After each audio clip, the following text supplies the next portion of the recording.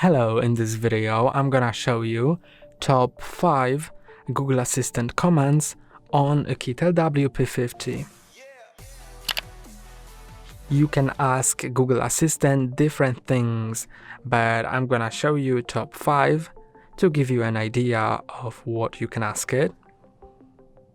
Open Google Assistant like that by opening the app and you can ask it questions like, how's the traffic to the nearest shopping center?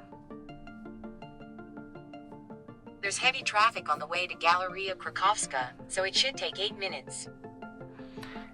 And you can click on it to open it in Maps. You can also set a reminder. For example, remind me to call my friends every Sunday at 7 p.m. Okay, I'll remind you every Sunday at 7 p.m. And the reminder is set. You can also ask it about sports scores, football scores. Here are the top search results. And you can see some here. You can click on them to reveal them,